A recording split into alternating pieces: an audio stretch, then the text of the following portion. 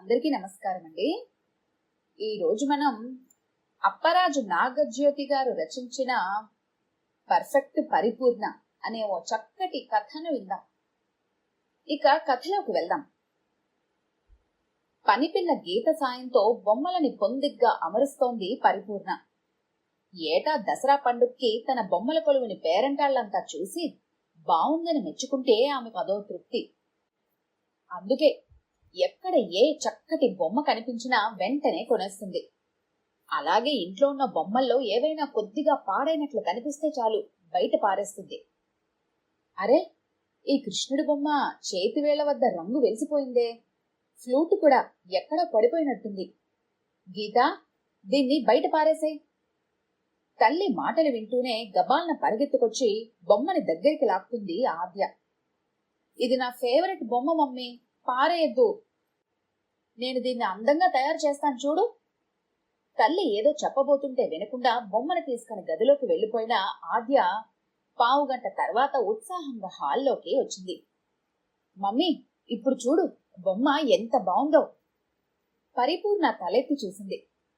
రంగు వెలసిన మీద చక్కగా పెయింట్ చేయడమే కాకుండా ఎక్కడి నుండి తెచ్చిందో గాని మొత్తానికి ఒక చిన్న కట్టె ముక్కకి ఒకవైపు రంధ్రాలను తొలిచి అందమైన వేణువులా మలచి కృష్ణుని వేళ్ల మధ్యలో పెట్టడంతో చూడముచ్చటగా ఉంది బొమ్మ. అమ్మగారు, బొమ్మని ఎంత అందంగా తయారు చేసిందో పాప, భలే ఉంది కదూ. గీత మాటలకి పొంగిపోయింది ఆద్య. బొమ్మ నిజంగానే బావున్నా పరిపూర్ణ మనసుకి మాత్రం ఆనందం కలగలేదు. పాడైన పాత బొమ్మని నట్టింట్లో పెట్టుకోవడమేమిటి అనుకుంది. అలాగని ఇప్పుడే బయట పారేస్తే ఆద్య చిన్నబుచ్చుకుంటుందని అప్పటికి ఊరుకుంది. ఈలోగా ఇంటి బయట కారు శబ్దమైంది. డాడీ వచ్చారు అనుకుంటూ పరిగెత్తికెళ్లిన ఆద్యని ఎత్తుకుని ఇంట్లోకొచ్చాడు శ్రీకాంత్. మమ్మీ పారేయబోతుంటే నేనే ఈ బొమ్మకి రంగులేసి ఫ్లూట్ కూడా తయారు చేశా డాడీ. సోఫాలో కూర్చొని షూస్ విప్పుకుంటున్న తండ్రికి కృష్ణుడి బొమ్మను తెచ్చి చూపించింది ఆద్య. ప్రతి విషయమూ తండ్రితో పంచుకోవటం ఆద్యకి అలవాటు. తల్లి కంటే తండ్రి వద్దే ఆమెకి చనువెక్కువ. బొమ్మని అటు ఇటు తిప్పి చూశాడు శ్రీకాంత్. చాలా బావుందిరా కన్నా, భలే చక్కటి రంగులు వేశావు అన్నాడు తండ్రి. తండ్రి మెచ్చుకునేసరికి ఆద్య మొహం వెలిగిపోయింది. పండగపూట పాత బొమ్మకి అది రంగులని పులిమేసి బొమ్మల కొలువులో పెట్టడము, మీరు దాన్ని మెచ్చుకోవటం బానే ఉంది సంబడం. పరిపూర్ణ మాటలకి తండ్రి కూతుళ్ళు ఒకరి మొహంలోకి ఒకరు చూసుకొని గట్టిగా నవ్వేశారు. పర్ఫెక్ట్ పరిపూర్ణ అని శ్రీకాంత్ అనగానే పర్ఫెక్ట్ మమ్మీ అంటూ తను అందుకుంది ఆద్య. ఉడుక్కుంటూ లోనికి వెళ్లిపోయింది పరిపూర్ణ. ఇలాంటి సంఘటనలు వాళ్ళింట్లో వారానికి 2-3 మార్లు జరుగుతుండటం మామూలే. శ్రీకాంత్ మృదు స్వభావి, భేషజాలస్సలు లేవు. ఉద్యోగంలో చేరిన 2 ఏళ్లకి ఆఫీస్ పని మీద జపాన్ వెళ్లి 6 నెలలున్న సమయంలో వాళ్ల వాబీ సాబీ ఫిలాసఫీకి శ్రీకాంత్ బాగా ఆకర్షితుడయ్యాడు. వాబీ అంటే ఒంటరితనం, సాబీ అంటే తుప్పు పట్టడం లేదా కరిగిపోవడం అని అర్థం. కాకపోతే కాలంతో పాటు ఆ పదాలకి అర్థాలు మారిపోయాయి. ఇప్పుడు వాబీ సాబీ అంటే ఎవ్వరిలోనూ తప్పుల్ని లోపాల్ని ఎంచకుండా ఉన్నదున్నట్లుగా స్వీకరించటం. మనుష్యులనైనా పరిస్థితులనైనా కుదిరినంత వరకు మనకి నచ్చినట్టుగా మార్చుకోవటం లేదా వాటికి అనుగుణంగా మనమే మారిపోవటం. అన్నీ పర్ఫెక్ట్గా ఉండాలి, ప్రతిదీ సిస్టమాటిక్ గా జరగాలన్న ఆరాటంలో పడి కొన్నేళ్లపాటు జీవితాన్ని ఆస్వాదించడం మానేశారు జపాన్ ప్రజలు. ఎల్లవేళలా మిలిటరీ క్రమశిక్షణని పాటించనక్కర్లేదని, అప్పుడప్పుడు కాస్త అటు ఇటు అయినా పర్వాలేదని, స్వేచ్ఛగా హాయిగా ఉండటం వలన మనిషి మెదడుపై ఒత్తిడి తగ్గి ఆరోగ్యం మెరుగుపడుతుందని తెలుసుకున్న తర్వాత మెల్లిగా మారుతూ జీవితంలోని అన్ని దశల్లోనూ వచ్చే మార్పులని హుందాగా స్వీకరించడాన్ని జపాన్ వాళ్లు అలవాటు చేసుకున్నారు. పరిపూర్ణ మనస్తత్వం వాబీ సాబీకి పూర్తి వ్యతిరేకం. ఆమెకి అన్నీ పర్ఫెక్ట్గా ఉండాలి, ఎందులో ఏ చిన్న లోపం జరిగినా సహించలేదు. పరిపూర్ణలోని ఆ స్వభావానికి ఆమె నాన్న చక్రధరమే కారణమని చెప్పచ్చు. చక్రధరం మిలిటరీలో కమాండర్గా పనిచేసి రిటైర్ అయ్యారు. ఒక్కగానొక్క కూతురు పట్ల అత్యంత శ్రద్ధ వహిస్తూ ఆమెకి సంబంధించిన అన్ని విషయాల్లోనూ పర్ఫెక్షన్ కోసం ఒకటే తాపత్రయపడుతూ ఉండేవాడు ఆయన. దుస్తులు, స్కూల్ బ్యాగు, పుస్తకాలు ఒకటనేమిటి, కూతురికి సంబంధించిన సమస్త విషయాల్లోనూ ఎవ్వరూ వేలెత్తి చూపించలేనంత బాగా చూసుకునేవాడు. అతి సర్వత్రా వర్జయేతంటూ చక్రధరం భార్య మంజుల భర్తని వెనక్కి లాగేందుకు ప్రయత్నించినా అతను వినేవాడు కాదు. అలాంటి తండ్రి పెంపకంలో పెరిగిన పరిపూర్ణ కూడా పెద్దయ్యాక ముమ్మూర్తుల ఆయనలానే తయారవటంలో ఆశ్చర్యం ఏముంది? ఆ పర్ఫెక్ట్ తండ్రి కూతుళ్ళకి శ్రీకాంత్ నచ్చడం అన్నది మాత్రం పూర్తిగా దైవ సంకల్పమే. 6 ఏళ్ల క్రిందట వాళ్ల పెళ్లి చూపులు జరిగినప్పుడు ఆ రోజు ఆదివారం సాయంత్రం 4 గంటలకి దివ్యమైన ముహూర్తం ఉందని చెప్పి శ్రీకాంత్ వాళ్ళని పెళ్లి చూపులకి ఇంటికి ఆహ్వానించారు పరిపూర్ణ తల్లిదండ్రులు. సరిగ్గా అదే రోజు అనుకోకుండా ఫారెన్ డెలిగేట్స్ ఆఫీస్కి వస్తున్నారని బాస్ నుండి ఫోన్ రావటంతో శ్రీకాంత్ ఆఫీస్కి వెళ్లవలసి వచ్చింది. అదృష్టవశాత్తు మీటింగ్ మధ్యాహ్నం 3 గంటలకల్లా అయిపోవటంతో డైరెక్ట్ గా ఆఫీస్ నుండి బయలుదేరి అనుకున్న సమయానికి పెళ్లి చూపులకి పరిపూర్ణ వాళ్ళ ఇంటికి చేరుకోగలిగాడు శ్రీకాంత్. సాధారణంగా ప్యాంటు షర్టు లేదా కుర్తా పైజామాలే ధరించి శ్రీకాంత్ ఆ రోజు మాత్రం ఆఫీస్లో విదేశీ క్లయింట్స్ తో హై లెవెల్ మీటింగ్ కోసమని ఆఫీస్ డ్రెస్ కోడ్ ప్రకారం సూట్ వేసుకుని టై కట్టుకుని వెళ్లాడు. సూటు బూటులో టై కట్టుకుని టిప్ టాప్ గా పెళ్లి చూపులకొచ్చిన శ్రీకాంత్ని చూస్తూనే పర్ఫెక్ట్ డ్రెస్సింగ్ అనుకుని పెళ్లి చూపుల్లోనే అతనిపై మనసు పారేసుకుంది పరిపూర్ణ. కాబోయే అల్లుణ్ణి చూడగానే చక్రధారానికి అదే భావన కలిగింది. ఇక కుందనపు బొమ్మలాంటి పరిపూర్ణ శ్రీకాంత్కి అతని తల్లిదండ్రులకి బాగా నచ్చింది. ఇంక చెప్పేందుకేముంది, 10 రోజుల్లో ఎంగేజ్మెంట్, ఆ పై నెలలోనే వైభవంగా వాళ్ల వివాహం జరిగిపోయింది. పరిపూర్ణ మనస్తత్వాన్ని పెళ్లైన కొత్తలోనే అర్థం చేసుకున్నాడు శ్రీకాంత్. పక్కబట్టలు, తలగడలు కాస్త చెదిరినా పనివాళ్లపై చిరాకు పడుతుండటం, డ్రెస్ కి మ్యాచ్ అయ్యే నగలు, జోళ్లు, పిన్నులు అన్ని పర్ఫెక్ట్ గా కుదిరితే గాని ఇల్లు విడిచి బయటకి రాకపోవటం, వస్తువులు కొద్దిగా పాడైనా బయట పారేసేయడం లాంటివన్నీ చూసి అత్యంత పర్ఫెక్షన్ కోసం ఆరాటపడటం వలన మెదడుపై ఒత్తిడి పెరిగి చిరాకు, అసహనం ఎక్కువ అవుతాయని భార్యకి చెప్పే ప్రయత్నాలని మొదట్లో చేశాడు శ్రీకాంత్. పరి, వస్తువులు కాస్త అటు ఇటు అయితే పర్వాలేదు, అడ్డదిడ్డంగా ఉన్న వాటిల్లోనూ అందం ఉంటుంది. పక్కబట్టలు, కట్టుకున్న దుస్తులు కాస్త నలిగినా పర్వాలేదు, అలానూ బానే ఉంది అనుకోగలిగితేనే మనసుకు హాయిగా ఉంటుంది. అన్నట్టు గజిబిజిగా ఉండే జామెట్రిక్ డిజైన్ డ్రెస్సులు, వంకర టింకరగా పొడవు ఎక్కువ తక్కువగా ఉండే కుర్తీలు ఈ మధ్యన ఫ్యాషన్ అయ్యాయని మొన్న మాల్లో సేల్స్ మ్యాన్ చెప్పలేదు? శ్రీకాంత్ మాటల్ని పరిపూర్ణ పెద్దగా పట్టించుకోలేదు. మెల్లగా తనే తెలుసుకుంటుందిలే అనుకుని సర్దుకుపోయాడు శ్రీకాంత్. అతనిలో ఉన్న ఆ నెమ్మదితనం వల్లే వాళ్ల కాపురం గొడవలు లేకుండా నల్లేరుపై నావల హాయిగా సాగిపోతోంది. పెళ్లైన 3 ఏళ్లకు పుట్టిన కూతురు ఆద్యలోనూ పర్ఫెక్ట్ గా ఉండాలన్న ఆరాటం చొప్పించే భార్య ప్రయత్నాలకి మాత్రం ఎప్పటికప్పుడు అడ్డుకట్ట వేస్తూ ఉంటాడు శ్రీకాంత్. అదృష్టం కొద్దీ ఆద్యకి రూపంలోనూ గుణంలోనూ అన్ని తండ్రి పోలికలే రావటం వల్ల వాళ్ల నాన్నలానే ఆద్య కూల్గా సంతృప్తిగా ఉంటుంది. ఆ వేళ ఆద్య 4వ పుట్టినరోజు పండగని స్టార్ హోటల్లో జరిపించారు. ఏర్పాట్లన్నీ దగ్గరుండి ఎక్కడా ఏ లోటు జరగకుండా చూసుకుంది పరిపూర్ణ. వచ్చిన అతిథులంతా వేడుక బాగా జరిపించారంటూ మెచ్చుకుంటుంటే పరిపూర్ణకి గాల్లో తేలిపోయినంత సంతోషంగా ఉంది. మరుసటి రోజు మధ్యాహ్నం పుట్టినరోజుకొచ్చిన బహుమతులన్నీ ఒక్కొక్కటి తెరిచి ఆద్యకి చూపిస్తోంది పరిపూర్ణ. చాలా చక్కటి బహుమతులే వచ్చాయి. ఒక గిఫ్ట్ కవర్ తెరిచి అందులో ఉన్న సిల్క్ గౌన్ని చేతిలోకి తీసుకుని పరిశీలనగా చూసింది పరిపూర్ణ. డిజైన్ బాగానే ఉన్నా రంగు చూడు ఎంత ముతకగా ఉందో, అస్సలు బాగాలేదు అంటూ తల్లి పక్కకు పెట్టేసిన డ్రెస్ ని చూసింది ఆద్య. పర్లేదు మమ్మీ, ఈ రంగు నాకెలాగూ లేదు గదా, అప్పుడప్పుడు వేసుకుంటాను అంది ఆద్య. ఎప్పుడు మనకు నచ్చినదే దొరకాలి అనుకోకుండా ఏది లభించినా పర్వాలేదు అనుకోవటం కూడా వాబీసాబీ జీవన విధానంలో భాగమే. అందుకే కూతురి మాటలు వింటూనే శ్రీకాంత్కి చాలా సంతోషమేసింది. లండన్ నుండి పరిపూర్ణ పిన్ని కూతురు దివ్య ఈ రోజు ఆమె భర్తతో కలిసి పరిపూర్ణ ఇంటికి వస్తుంది. ఇక పరిపూర్ణ హడావిడికి అంతులేదు. పని మనిషితో చెప్పి ఇల్లంతా శుభ్రం చేయించింది. షోకేసులో పెట్టిన వస్తువులన్నీ శుభ్రంగా తుడిపించింది. పక్క బట్టలు, గలీబులు అన్నీ కూడా కొత్తవి వేయించింది. బయలుదేరామంటూ దివ్య నుండి ఫోన్ రాగానే హాల్లో అందమైన కార్పెట్ ని పరిచింది. మీ అమ్మ పద్ధతి చూస్తే సాక్షాత్తు నరేంద్ర మోడీయే వస్తున్నాడేమో అనిపిస్తోంది.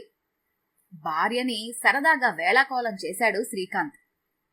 అవును డాడీ అంటూ తండ్రి మాటలకి వంత పాడుతున్న ఆద్య వైపు పరిపూర్ణ కోపంగా చూసేటప్పటికీ నోరు మూసేసుకుంది ఆద్య. మరొక్కసారి ఇల్లంతా పరికించి చూసి బావుందని మనసులోనే అనుకుంది పరిపూర్ణ. ఎదురు చూసిన అతిథులు రానే వచ్చారు. 4 ఏళ్ల తర్వాత కలిసిన అక్కా చెల్లెళ్ళు ఆప్యాయంగా కౌగిలించుకున్నారు. పలకరింపులు పరిచయాలు అయ్యాక అందరికీ ఫ్రూట్ జ్యూస్ తీసుకురమ్మని గీతకి పురమాయించి ఈలోగా అతిథులకి దగ్గరుండి ఇల్లంతా చూపిస్తోంది పరిపూర్ణ. మార్వలస్ వదిన గారు, ఇల్లంతా కళాత్మకంగా తీర్చిదిద్దారు. మీకు చాలా చక్కటి అభిరుచుంది. దివ్య భర్త అఖిలేష్ ప్రశంసకి పరిపూర్ణ మొహంలో కోటి కాంతులు ప్రజ్వలిల్లాయి. అంతలో అనుకోని అపశృతి. హాల్లోని గోడపైన 3D ఎఫెక్ట్లో వేయించిన రవివర్మ పెయింటింగ్ ని చూపిస్తున్న పరిపూర్ణ వెనక్కి తిరిగింది. సరిగ్గా అదే సమయానికి జ్యూస్ గ్లాసులు ట్రేలో పెట్టుకుని తీసుకొస్తున్న గీత భుజానికి పరిపూర్ణ చెయ్యి విసురుగా తగలటంతో ట్రే ఎగిరి కింద పడింది. గాజు గ్లాసులన్నీ నేలపైన పడి బద్దలవటమే కాకుండా వాటిల్లోని జ్యూస్ అంతా పెయింటింగ్పై పడి గోడంతా వికారంగా అయింది. అది చూస్తూనే నిశ్చేష్టురాలైంది పరిపూర్ణ. అతిథుల ముందు అబాసు పాలవటంతో వారం రోజులుగా తను పడ్డ శ్రమంతా బూడిద పాలయిందన్న కోపంతో గీతని కొట్టేందుకు విసురుగా చెయ్యెత్తింది పరిపూర్ణ. అలా పైకి లేచిన ఆమె చెయ్యి గీత ఒంటి మీద పడేలోపే కళ్ళు తిరిగినట్టై తూలి కింద కొరిగిపోయింది పరిపూర్ణ.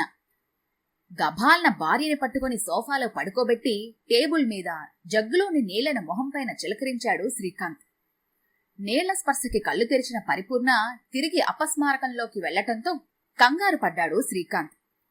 భార్యని కారులో కూర్చోపెట్టి కారుని స్టార్ట్ చేస్తుండగా పరిపూర్ణకి సాయంగా వచ్చిన పక్కింటి మీనాక్షి గారి వైపు కృతజ్ఞతగా చూశాడు శ్రీకాంత్.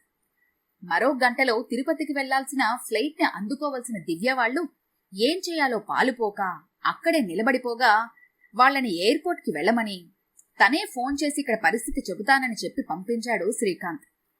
2 కిలోమీటర్ల దూరంలో ఉన్న కార్పొరేట్ ఆసుపత్రిలో పరిపూర్ణని చేర్పించాడు శ్రీకాంత్.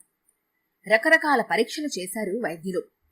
టెస్ట్ రిపోర్ట్లన్నీ నార్మల్ గానే ఉన్నా బీపీ మాత్రం స్థిరంగా ఉండకుండా హెచ్చుతగ్గులవుతూ ఉండటంతో అసలు సమస్య ఏమిటా అని ఆలోచించిన డాక్టర్లు చిన్నపాటి అనుమానంతో న్యూరో స్పెషలిస్ట్ ప్రశాంతికి పరిపూర్ణ కేసుని రిఫర్ చేశారు.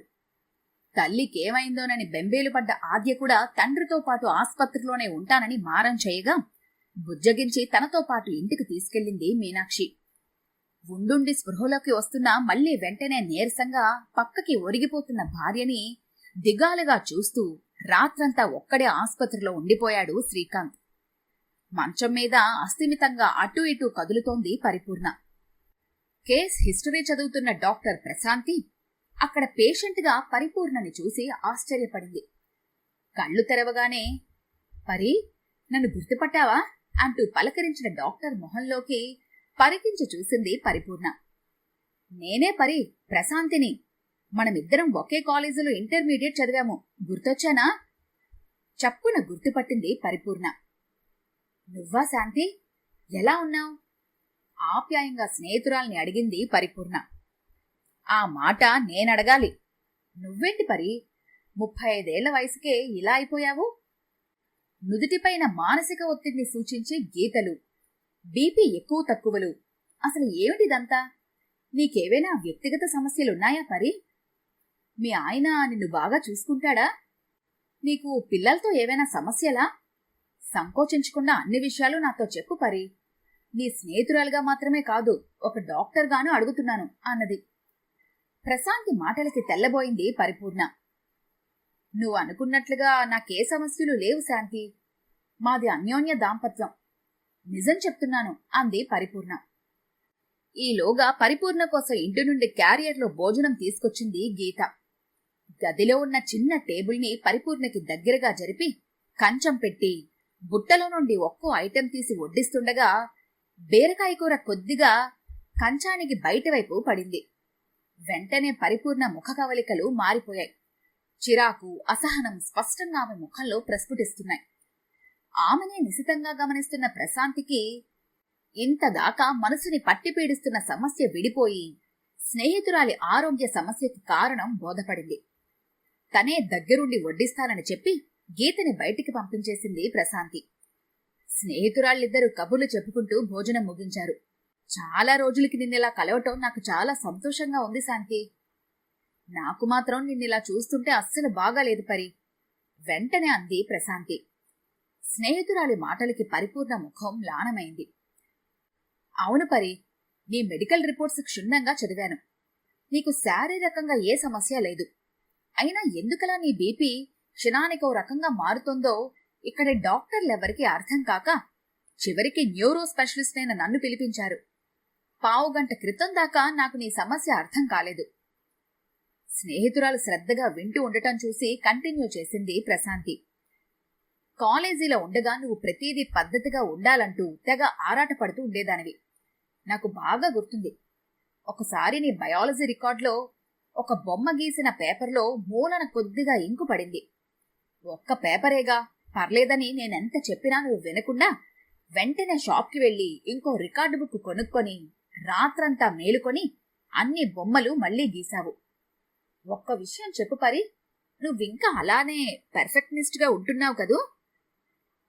పర్ఫెక్ట్గా ఉండటం అనేదేదో మహాపరాధమైనట్లు అలా అడుగుతావేంటి శాంతి? పరిపూర్ణ ప్రశ్నలోనే ప్రశాంతికి సమాధానం దొరికింది. స్నేహితురాలి భుజం మీద చెయ్యి వేస్తూ మృదువుగా చెప్పింది ప్రశాంతి. ఒక డాక్టర్గా నేను చెబుతుందంతా విని ఆకలింపు చేసుకో పరి. ఏ విషయంలోనైనా సరే అతి పనికిరాదు. పెర్ఫెక్షనిజంకి ఓసిడి అంటే అబ్సెసివ్ కంపల్సివ్ డిజార్డర్ అనే మానసిక వ్యాధికి చాలా దగ్గర సంబంధం ఉంది. మొదట పెర్ఫెక్షన్ అన్న రంధిలో మొదలై కొద్ది కాలానికి అది విపరీత ధోరణిలోకి దిగితే ఆ స్టేజినే వైద్య పరిభాషలో ఓసిడి అంటారు. ఈ జబ్బున్న వాళ్ళు అతి చిన్న విషయాలకి విపరీతమైన ఒత్తిడిని అనుభవిస్తూ ఉంటారు. ఆ ఒత్తిడి ఫలితంగా చిన్న వయసులోనే గుండె జబ్బుల బారిన పడుతూ ఉంటారు. నువ్విప్పుడు ఓసిడి స్టేజ్కి చాలా దగ్గరలో ఉన్నావు పరి. స్నేహితురాలి మాటలకి కంగారు పడింది పరిపూర్ణ. ఇనుము వేడిగా ఉన్నప్పుడే మరింత గట్టిగా దెబ్బలు వెయ్యాలన్నట్లుగా తన మాటల్ని కొనసాగించింది డాక్టర్ ప్రశాంతి. పరి, పర్ఫెక్ట్గా ఉండాలనుకునే వాళ్ళకి సహజంగానే ఎదుటివాళ్లు తమ పర్ఫెక్షనిజంని గుర్తించి తమను మెచ్చుకోవాలి అని ఉంటుంది. ఇంకా స్పష్టంగా చెప్పాలంటే ఇతరుల మెప్పులే వాళ్ళని డ్రైవ్ చేస్తూ ఉంటాయి. ఆ మెప్పుదల దొరకని రోజున వాళ్లలో ఒత్తిడి పెరిగిపోతుంది. వాళ్ళు తమని తాము తమ కళ్ళతో కాకుండా ఎదుటివారి కళ్ళ ద్వారా చూస్తూ ఉంటారు. కాబట్టి జీవితంలో చాలా మార్లు వాళ్ళు డిసప్పాయింట్మెంట్ ని ఎదుర్కోవాల్సి వస్తుంది. అలా వాళ్ళు అసంతోషకర వ్యక్తులుగా మిగిలిపోతూ ఉంటారు. అంతేకాదు, ఈ జబ్బు ఉన్నవాళ్లు ఏ పనైనా సరే వాళ్ళు అనుకున్నంత పర్ఫెక్ట్ గా జరగకపోతే దానికి తామే బాధ్యులమని భావించి తమని తామే నిందించుకుంటూ ఉంటారు. దాంతో మెల్లిమెల్లగా వాళ్ల మీద నమ్మకం, ఆత్మవిశ్వాసం తగ్గిపోయి ఒక స్టేజ్లో విపరీతమైన డిప్రెషన్కి గురై ఆత్మహత్య చేసుకునేంత వరకు వెళ్తూ ఉంటారు. నా వద్దకి డిప్రెషన్, యాంగ్జైటీలతో వచ్చే పేషెంట్లలో దాదాపు 60% మంది పర్ఫెక్షన్ కోసం తాపత్రయపడే మనుషులే తెలుసా? నా ప్రాణ మిత్రురాలైన నువ్వు వాళ్లలో ఒకరు కాకూడదనే నా ఆకాంక్ష పరి. కౌన్సిలింగ్ ద్వారా నువ్వు పూర్తిగా నార్మల్ అవ్వగలుగుతావు. కాకపోతే ఈ జాడ్యాన్ని దూరంగా తరిమేయాలన్న గాఢమైన కోరిక నీలో ఉంటేనే ఏ డాక్టర్ ట్రీట్మెంట్ అయినా పనిచేసేది. శారీరక వ్యాధులు ఆ వ్యాధిగ్రస్తులను మాత్రమే ఇబ్బంది పెడతాయి. కానీ ఇటువంటి మానసిక వ్యాధులు మాత్రం వ్యాధి ఉన్న వాళ్లకంటే వాళ్ళకి దగ్గర వాళ్లకే ఎక్కువగా బాధ పెడుతుంటాయి. నువ్వు నిజంగానే మీ వారిని, మీ పాపని నీకంటే ఎక్కువగా ప్రేమిస్తుంటే కనుక ఈ జబ్బు నుండి బయటపడాలని గాఢంగా కోరుకుంటావు. నేను చెప్పవలసింది చెప్పాను, ఇక నీ ఇష్టం. ఆలోచనలో పడింది పరిపూర్ణ. స్నేహితురాలు చెప్పిన దానికి భర్త తనతో చెబుతూ ఉండే వాబీ సాబీ సిద్ధాంతానికి చాలా దగ్గర సాపత్యం ఉన్నట్లుగా గుర్తించింది పరిపూర్ణ.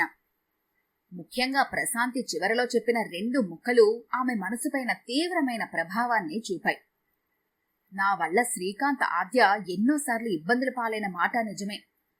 ఫంక్షన్కి తయారై వెళ్లబోయే ఆఖరి క్షణంలో చీర కుచ్చుల వద్ద ఏదో చిన్న మరకుందనో, లేదా మడత పడిందనో లోనికి వెళ్లి వేరే చీర కట్టుకొని దానికి సరిపడే మ్యాచింగ్ నగలని పెట్టుకుని ఎంత ఆలస్యం చేసినా ఒక్క పరుషమైన మాట తోలకుండా ఓపిగ్గా ఉంటాడు పాపం శ్రీకాంత్. ఆద్య కూడా అంతే. బొమ్మలతో ఆడుకుంటూ కాలక్షేపం చేసేది నేను తయారై వచ్చేదాకా. పర్ఫెక్షనిజం ముసుగులో దాక్కున్న తన తెంపరితనానికి ఇంతకాలం బలవుతూ వస్తున్న భర్త పట్ల, కూతురి పట్ల అమాంతం జాలి, ప్రేమ ఉప్పొంగడంతో ఇంకేమీ ఆలోచించలేదు పరిపూర్ణ. నువ్వు చెప్పినట్లే కౌన్సిలింగ్ వస్తాను శాంతి. డాక్టర్ ప్రశాంతి కౌన్సిలింగ్ కి తోడుగా భర్త పాటించే వాబీసాబీ విధానం కూడా జత చేయటంతో పరిపూర్ణలో మార్పు రావటానికి ఎంతో కాలం పట్టలేదు. టీవీ సీరియల్ చూస్తుండగా ఏం చేస్తున్నావు పరిపూర్ణ అంటూ పెద్ద గొంతుతో చొరవగా ఇంట్లోకొచ్చేసి సోఫాలో కూర్చునే పక్కింటి మీనాక్షిని చూస్తే పరిపూర్ణకి ఇప్పుడు చిరాగ్గా అనిపించటం లేదు. ఏదో చాదస్తంగా లొడలొడా వాగుతుందే గాని ఆవిడ మనసు మాత్రం వెన్నే. నలుగురొస్తే వంట చేసేందుకు బెంబేలు పడుతుంటే అడక్కుండానే సాయానికొస్తుంది. అదే మొహాన చిరునవ్వు చెదరకుండా. పాపం మంచావిడ అని అనుకోగలుగుతోంది ఇప్పుడు. ఎదుటివారిలో చిన్న లోపం కనిపిస్తే ఫోకస్ మొత్తం దానిపైనే పెట్టకుండా వారిలో ఉన్న మిగతా మంచి గుణాలపైన దృష్టి సారించి ఆ లోపమున్నా కూడా బావున్నారు అనుకోగలగటంలోని సౌఖ్యం, హాయి ఆమెకి అనుభవంలోకి వచ్చాక కళ్ళజోడొస్తే హుందాగా స్వీకరించటం, వయసుతో జుట్టు నెరిస్తే అనుభవానికి చిహ్నం అనుకుంటూ ఆనందపడటం ఇప్పుడు పరిపూర్ణ జీవితంలో భాగమైపోయాయి. సరిగ్గా 2 నెలల తర్వాత ఆఫీస్ నుండి శ్రీకాంత్ త్వరగా ఇంటికొచ్చేయటంతో ఆశ్చర్యపోయింది పరిపూర్ణ. ఏమండి, ఒంట్లో బాలేదా? తలనొప్పిగా ఉందా? టీ పెట్టిచ్చేదా అంటూ హడావిడి పడింది. అబ్బే అదేం లేదు పరి. ఈవేళ నీ స్నేహితురాలు మన ఇంటికి వస్తుందన్నావుగా. సమయానికి గీత కూడా ఇంట్లో లేదు కదా, అందుకే ఇల్లు సర్దడంలో నీకు సహాయం చేద్దామని త్వరగా వచ్చేశాను. అవును, నువ్వేంటి ఇలా తీరిగ్గా కూర్చున్నావు? సోఫా కుషన్స్ అవి మార్చవా? ఇల్లు బానే ఉంది కదండి, సర్దేదేముంది? వారం క్రిందటేగా సోఫా కుషన్స్ ని మార్చింది, మళ్ళీ మార్చటం దేనికి? ప్రపంచంలో 8వ వింతన చూస్తున్నట్లుగా చూశాడు శ్రీకాంత్. డాడీ అంటూ స్కూల్ నుండి వచ్చిన ఆద్య శ్రీకాంత్ కాళ్లని చుట్టేసింది. ఆద్యని ఎత్తుకుని బెడ్రూమ్కి తీసుకెళ్లి కబుర్లు చెబుతూ డ్రెస్ మార్పించి తను డ్రెస్ మార్చుకుని హాల్లోకొచ్చాడు శ్రీకాంత్. ఈలోగా వంటింట్లోకి వెళ్లి హార్లిక్స్, బిస్కెట్లు హాల్లోకి తెచ్చి ఆద్యకి తినిపించసాగింది పరిపూర్ణ. మమ్మీ, ఈరోజేగా ఆంటీ మన ఇంటికొచ్చేది, మరి నువ్వు మంచి చీర కట్టుకోలేదే? కూతురు అడిగిందానికి ఒక్కసారి తన చీరవైపు చూసుకుంది పరిపూర్ణ. ఈ చీర బానే ఉందిగా. తల్లి మాటలకి ఆశ్చర్యంగా చూసింది ఆద్య. మమ్మీ చూడు, ఇక్కడ చీర కింద వైపు ఏదో మరకుంది అంది. నా స్నేహితురాలు నన్ను చూసేందుకు వస్తుంది గాని నా ఇంటిని, నా అలంకారాన్ని చూసేందుకు కాదు కదా. ఈ చిన్న మరకని కుర్చీల మధ్యలో దాచేయచ్చులే ఆద్య. అయినా మరక మంచిదే లెద్దు అంది పరిపూర్ణ. అప్పుడే ఇంట్లోకి అడుగు పెడుతున్న డాక్టర్ ప్రశాంతి తన స్నేహితురాల్లో వచ్చిన మార్పుని చూసి చాలా సంతోషపడింది. సృష్టిలో ఏది మనం ఆశించినంత పెర్ఫెక్ట్గా ఉండదన్న చిన్న సత్యాన్ని అర్థం చేసుకుంటే చాలు కదూ జీవితం హాయిగా గడిచిపోయేందుకు. ఈ కథ కనుక మీకు నచ్చినట్లయితే లైక్ చేయండి, షేర్ చేయండి. మరిన్ని ఇంట్రెస్టింగ్ కథల కోసం మా ఛానల్ని తప్పకుండా సబ్స్క్రైబ్ చేసుకోండి.